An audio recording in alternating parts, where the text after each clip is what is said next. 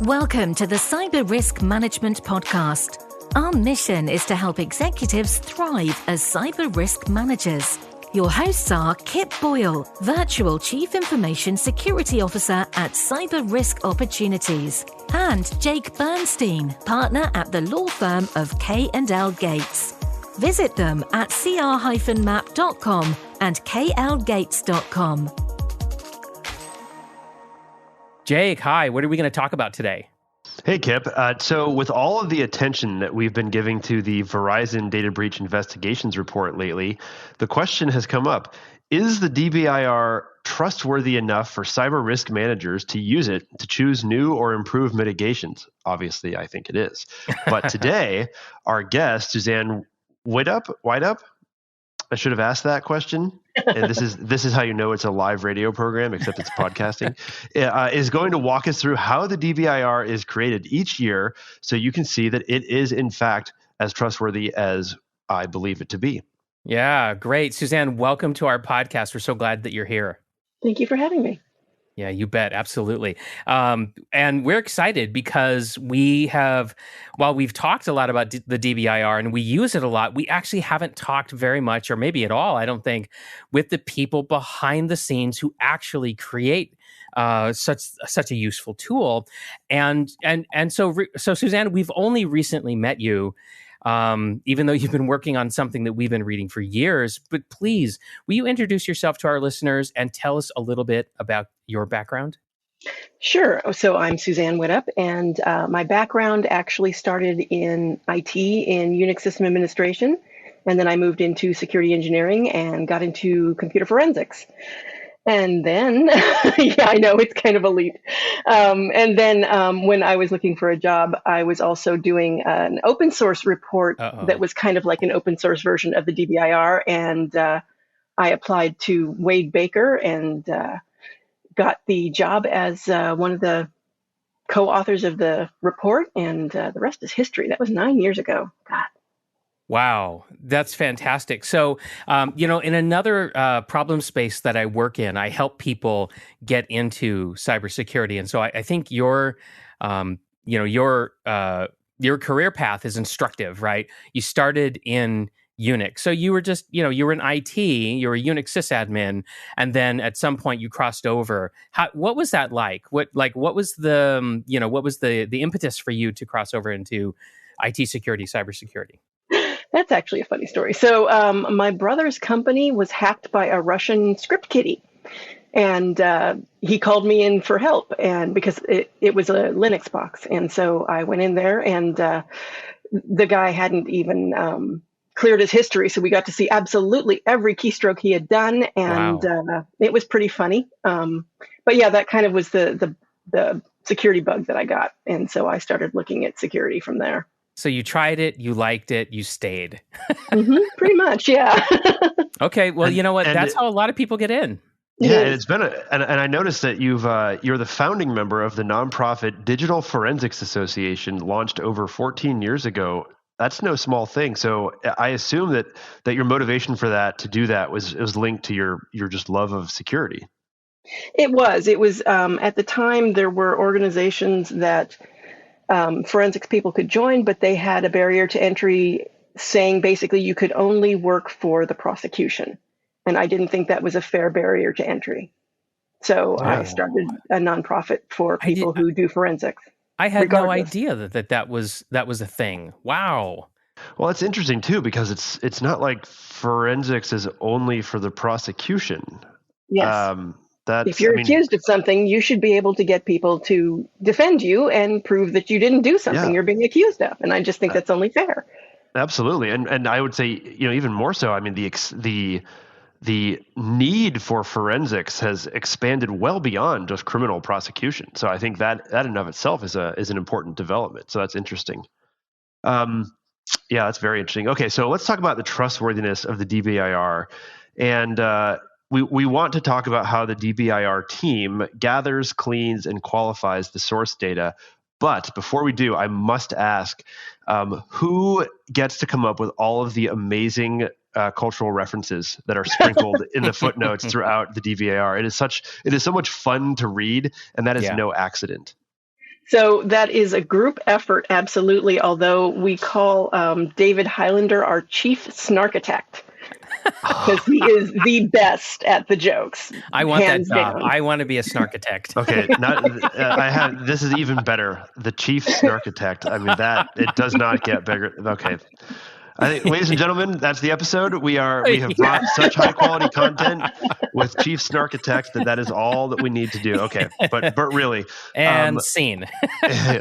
let's talk about the DBIR, the data, because there's a lot of information in there about that, and I'm curious to know from the inside, what is going on. So we pretty much have a year-round process. We start in right after Halloween. We start bugging our partners and asking them to give us data. And so as the data comes in, of course, we have to put it all into that same apples to apples format. We use what's called VERIS, the Vocabulary for Event Recording and Incident Sharing. And we use that to codify all of the data so that it's all in the same format. And when we run our statistics, we actually can, make sure that we're doing valid comparisons.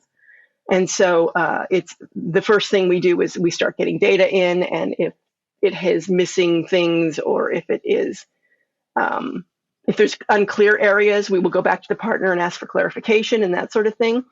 Some of these data sets are really, really big from some of the partners. Some of them are very small. We have like forensic firms and law firms that give us just a very small number of cases, but they're really high quality. And so it just, the quality of data is going to vary tremendously depending on the source. And it's just an awful lot of going through and looking at the data and coding it up and making sure that we haven't introduced any coding errors and that sort of thing. So how is that done? I mean, somebody in the audience might say, oh, well, that must be some kind of AI, ML kind of a tool set or something like that, right? Because, I mean, we're talking about massive amounts of data, right? But you're laughing because, no, that's not how you do it. Tell us how you do it. So we are a tiny team. There are 4 of us. Wow. And we are actually looking at all of the data. We do have some things that will, sometimes they will give us a narrative, just like a PDF of the case description and everything. And we will go through, we have a web application, and we'll go through and we'll just fill out all the forms and that sort of thing. Sometimes they will give us information in an Excel spreadsheet. And we will go through, and we do have some scripts that will automate the larger data sets when, someone will look at it, make sure that our mapping is correct. Because, so if it's an external actor, doing something nefarious, we have something that'll go and codify that properly and that sort of thing. And a lot of times it's the action and that sort of thing that you have to sort of focus on. It sounds a lot like the amount of work that goes into, coding documents in litigation. Like, there is no substitute. And ladies and gentlemen, if you didn't already fully appreciate how much work this takes, you're hearing it now. This is an enormous undertaking every year. And I think, I don't want anybody to take for granted what's in that report, because I've called it a treasure trove numerous times. It's the quality of the data and the care that goes into it makes it, I think, unique amongst, industry reports, and the amount of value that the community as a whole gets from it. It really is. I mean, I don't think there's no sufficient thanks to Verizon and your team for putting in that kind of effort. So it's really interesting that's how it's manual process for the most part. Yeah, and we've every year we work on our tooling to get it less and less manual. And our chief data scientist Gabriel Bassett has been instrumental in that. And so once we get the data into a decent format, then it takes it and it runs reports and does stuff that make it at least presented in such a way that we can do our analysis easier, because that's the next step after you've done all your data cleansing and all that sort of thing. And our initial report runs will sometimes point out where something has gone amiss in the coding as well. If suddenly you look at it compared to last year and this one thing is huge, it's like, is that from one partner? And you go back and you look at that. And so, yeah, then it's a matter of once we've applied our filters, we do have quality filters in there, because if if we have a large number of, we wind up with a fair amount of incidents where that, there was a DDoS. That's all you know. And so you can't fill in some of the other things. And we're very careful not to make inferences because, if it's not saying this is correct, then we're just not going to put something in there saying that this is what's happening, even though, it's more likely, but we don't go there. Yeah, so you err on the conservative side. You're not going to make too many leaps of faith or any leaps of faith as far as, what data you're putting into the set or how you're qualifying that data or, that sort of thing. Okay, that's what I'm hearing you say. So now you said, I really want to focus on this because, when I read the report, I get the sense that this is happening. But you guys don't really talk about how the sausage is made too much. I mean, you do a little bit, right? But like, for example, I didn't know that Halloween is really like kind of when you start where you kick the ball and you're now starting to, like, okay, what's it going to take to produce the next, version of the report? How long do you guys spend cleaning data versus analyzing it? Just like, give me some idea of what's the allocation of effort there? So usually we tell our partners that we have to get the data in by the end of the year, and then we will, as we get it, we are cleaning it. But usually there's also some stragglers. So our data set is usually finalized late January, and then we're writing the report, and it's quite an engine to get the report out. Even once we get our first draft out and give it to the group that does the layout and all the other things that it takes to get it out the door. Because if you've ever published anything, you know that the lead time for other groups to do things is usually very high. And so that's what we deal with every year. And then it's all the other collateral and stuff that has to be made as well. Right. Because those charts don't make themselves. Yeah, that snark doesn't write itself, people. No, it doesn't. And the charts are second only to the snark in their inventiveness and quality and utility. Yeah, I am a big data visualization person. I love to look at data, in a nice visualization. And so who's responsible for the report being so visually oriented? Because that, I think, is another distinctive feature of it. So our chief data scientist, Gabriel Bassett, is absolutely responsible for the data visualization. And what kind of tools is he using? It's all written in R. All of our tools are written in R. So it's actually generating the graphics, and then it gets handed off to the layout company to, at this point, they pretty much just give him the specs for how it needs to look as far as the size of space it needs to fill, and he does that. The rest of it and hands it off to them. So it used to be that they did more work in layout, but they just, since. So not everybody, I don't know that everybody listening knows what R is. Would you just tell us real quickly, what is R?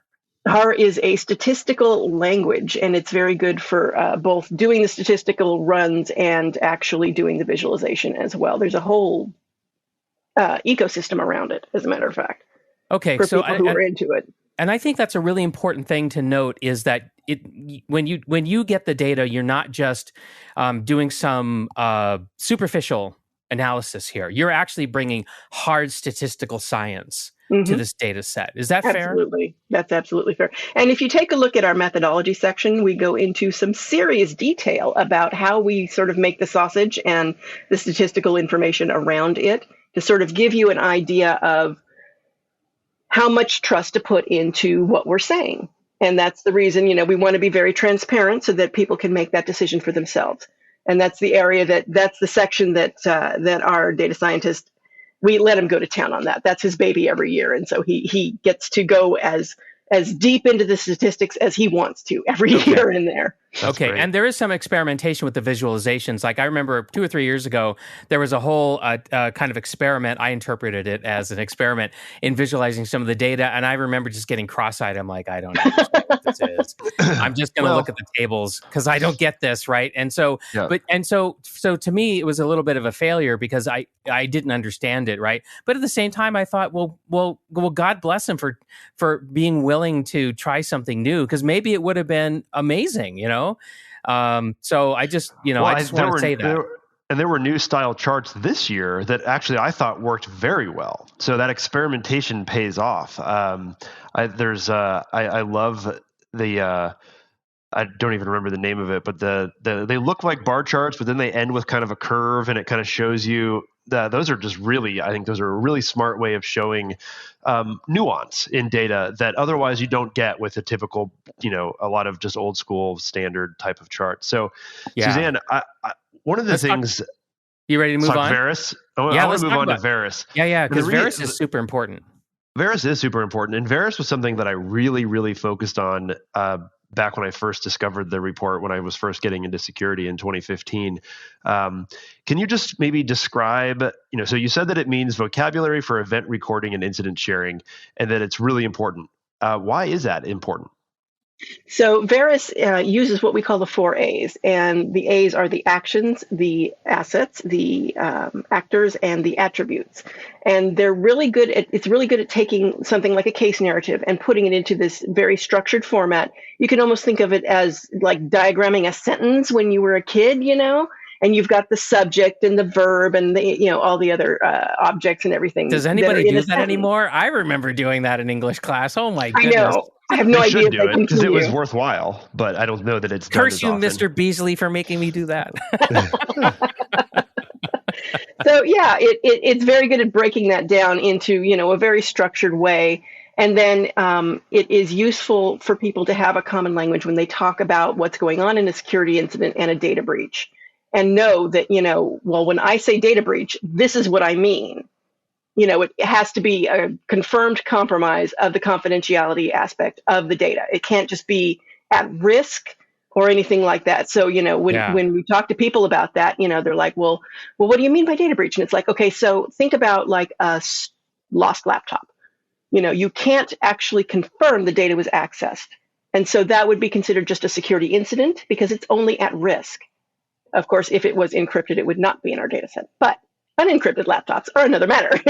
And I remember, Jake, making a point of this, right? I remember when we did the DBIR, I think it was the first one this year, and you were like, okay, folks, terms. We need to define terms. That's my favorite thing. This is lawyer's favorite thing is definitions. This is Jake's favorite thing to do. Yeah.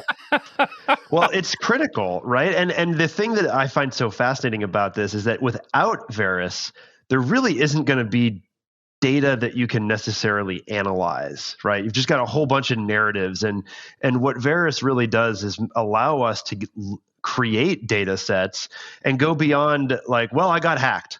Okay, what does that mean? Like, come on, there's surely more information that we can glean from people's experiences than you got hacked or I got ransomwared, and so that I think is why Veris is so important. And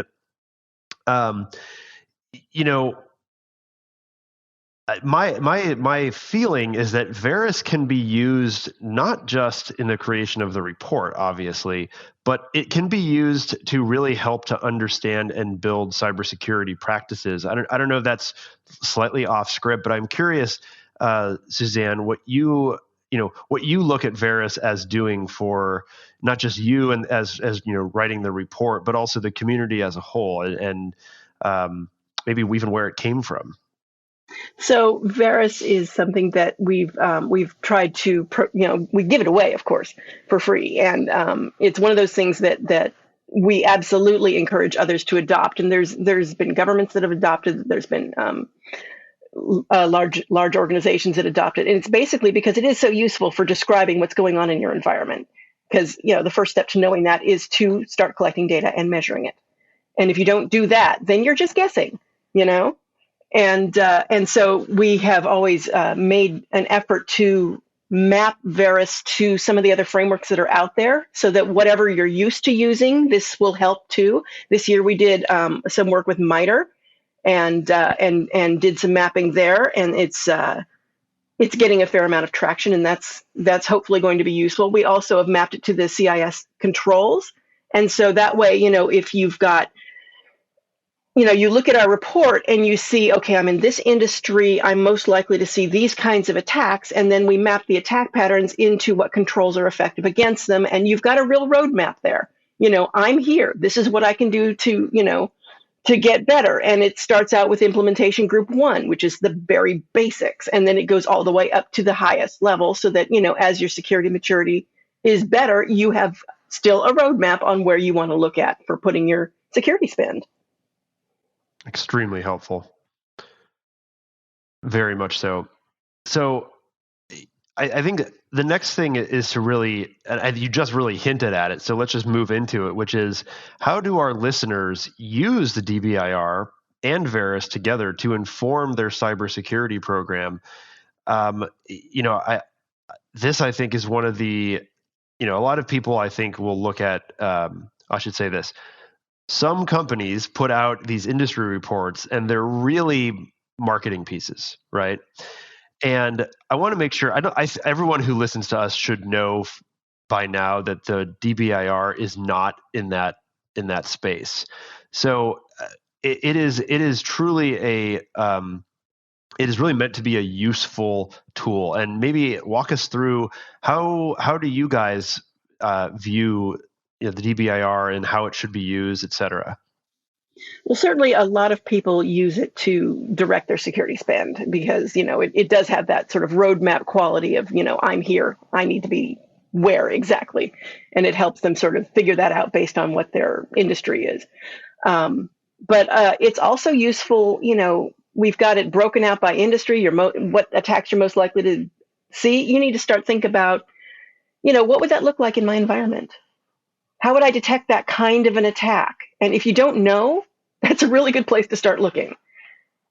And then, finally, people say, okay, so I've got all that done. Now how should I use it? Well, look at the things you're most likely to be hit with and start doing your incident response planning and testing based on, these different scenarios and what they would look like in your environment. And, it's another way of directing what your activities are and making sure that you're, at least going by what you're most likely to see and being able to, block and tackle what that would look like in your environment.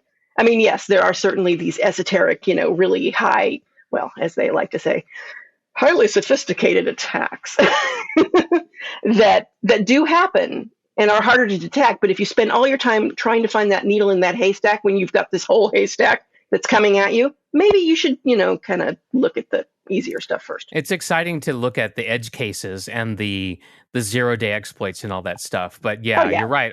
Most of this is just basic cyber hygiene, meat and potatoes, unexciting stuff. And the report, I think, does a nice job of making clear what that is. And I particularly enjoy the industry segmentation that the report provides. And so when I'm talking to customers, that's what I tell them to do is crack open the DBIR, go to your industry and focus on that because it's a much better way for you to orient yourself to what you should be concerned about rather than just reading the newspaper headlines or watching television shows.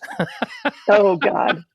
I'm sorry, but the way security is portrayed in television shows drives me nuts, especially with my forensic background. Yeah. Well, that could be your tag phrase, right? Being driven nuts by television series.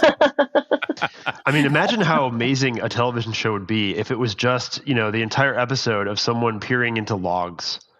Oh yeah, that'd be my fun. God, that would be riveting. Yeah. Well, I so think we just figured out. Suzanne, have you watched Mr. Robot? I've watched a little bit of it, yeah. Okay, well, it's very authentic to the hack. It's got other aspects that makes it very dramatic and compelling, and I don't think it's everybody's cup of tea, but I do appreciate the authenticity of the exploits, the technical exploits that they show on there. So so whenever the conversation comes up about Hollywood not being very authentic, I'm like, well, there's one show that I think does the one that always the one that always killed me was the NCIS ones where they would share a keyboard and somehow that would work. It's like, come on. That's good. Yeah. Well, that's great fodder for your meetings, right? When you get together with everybody in the Digital Forensics Association, I would think that'd be like a lot of fun. But I think the chief snarchitect could probably pull some fun quotes from that. Oh yeah. So I think one of the things that we just briefly touched on that I would like to ask a bit about is there was a fair amount of attention paid to this this notion of inequality in the data, right? And how there is something like, it was the wealth quotient. I'm forgetting the name of the precise term there, but the idea was that it really went to this idea that something like 90% of all activity falls within 3% of the kind of the data, or the action classes, and the way that it gets broken down. And I think one of the things that I could see happening is, shall we say, enthusiastic security professionals in companies really intuitively focusing on that long thin tail, right? And needing to be convinced that, hey, look, yes, I know those are high impact and they seem really, and they're cool and they're scary and they sound impressive, but like, really, you should be spending your effort on this stuff, even though it's not as exciting, perhaps. And when we talk about the DBIR and the data quality, I want people to understand that the data, when we talk about the data and the quality, we really are talking about it in a scientific way. Like, you have a data scientist doing it, right? This is similar to studies that are often done. No, it isn't. It's not double blind like you might do in medical science, but obviously it can't be. But can you just maybe comment on why you guys focus so much time and energy on gathering and cleaning and qualifying the data? What if you didn't? What if you just like, yeah, we'll take everything? Well, the report actually started because what was out there was just a lot of anecdotes. And you can't really say that a whole bunch of anecdotes is going to be valid for research. You have to actually do things like making sure you've cleaned your data and gotten as many errors out as possible, and looked at the quality of the data, and adjust for, one partner giving us this, a whole bunch of this, and it's going to overshadow everything else that's under there because it's so much. And so that's the kind of thing that we do. We've got these forensic firms and law firms that give us a small amount of really high quality data, and we don't want that overshadowed by something that is, just fire hose level. A data dump. Exactly. And it's not as high quality. We don't have nearly as many details, but there's a lot of it, right? And so you can say something about a lot of it, but you need to also say something about all of the other that you've got in there and not have it dominate it.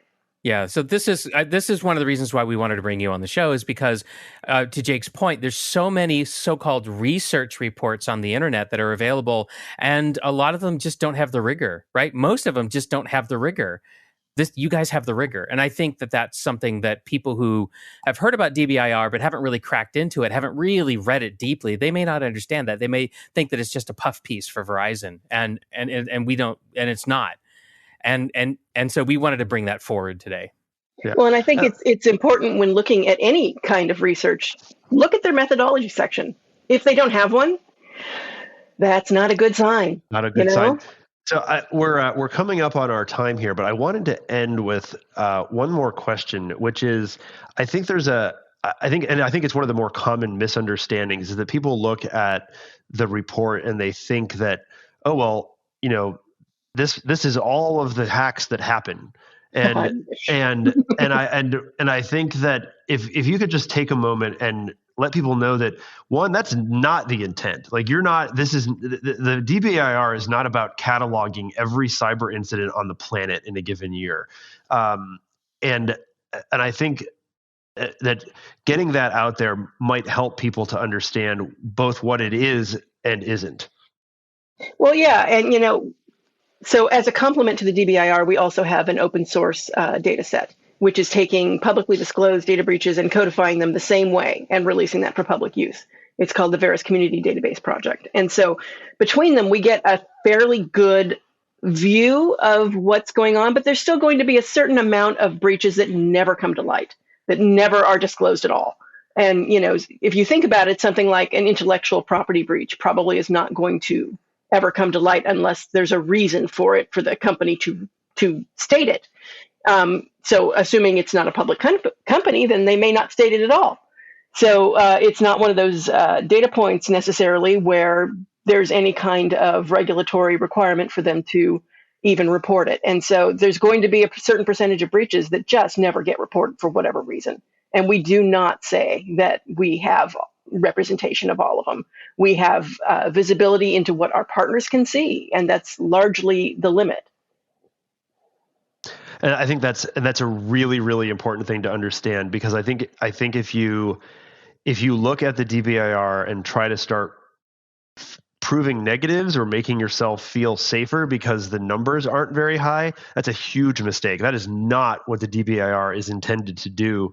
And I think kind of confirmation of that is useful to understand that, obviously we don't have data on what we don't have data on. Absolutely. Right? We have people who are like, oh, my industry has very low numbers. That must mean we don't have very many breaches. No, exactly. That means we don't have visibility into your industry. And we encourage crucial. You to lobby your industry sharing groups to be, because we always invite them. We want every industry represented, but, and we get a lot of data in, and, if you look at some of the unknown numbers in the industries in particular that could easily sway any of them, largely, it's because we don't know who the victim organization is. And so we can't enrich the data or anything and say, oh, look it up. This is this industry. This is that. No, we don't know. They pre-anonymize who the victim is before they share it with us. So we don't know. And so if they don't give us industry, we don't have industry. Yeah, this is a great point. This is a great point. And by the way, Suzanne, I don't know if we don't talk about this all the time, but Jake actually has a background in science. So he's not just a litigator, he's actually a scientist. That's right. That's true. I was a molecular biologist in college. So wow. Data sets. You've had quite a varied career, haven't you? I really have. And every so often I pause and think, wow, I really have had a kind of a unique path, which is definitely, but you know what? That leads to a lot of different perspectives, which I think is helpful. Mm-hmm. I agree. So Jake is a diverse team of one, and I like it. Well, listen, we are just about to the end of our episode, as Jake said, and Suzanne, we're so happy that you were our guest, and I thought we should give you an opportunity to tell people how they can find you on the internet in case you want to talk to them about DBIR or anything else related to that, or maybe your nonprofit. Well, you can certainly find us at the DBIR site, which is verizon.com/DBIR. And in the actual report, every year we do include an email for you guys to ask us questions. We can't share the data that's actually underpinning the DBIR, but we can let you ask us questions and we can give you the results, which is pretty helpful if you have a question about your industry in particular and how many percentages of this. We can tell you that, because it's not sharing the actual DBIR data. Oh, that's great. I had no idea you took requests like that. I'm glad you mentioned it. Mm-hmm. Fantastic. Okay, well, that wraps this episode of the Cyber Risk Management Podcast. And today we learned about how the DBIR is created each year and why it's trustworthy enough for cyber risk managers to use it when they're selecting mitigations to protect their businesses. And we did all that with the help of our guest, Suzanne Widup. Thank you for being here, everybody. We'll see you next time. See you next time. Thanks for joining us today on the Cyber Risk Management Podcast. If you need to overcome a cybersecurity hurdle that's keeping you from growing your business profitably, then please visit us at cr-map.com. Thanks for tuning in. See you next time.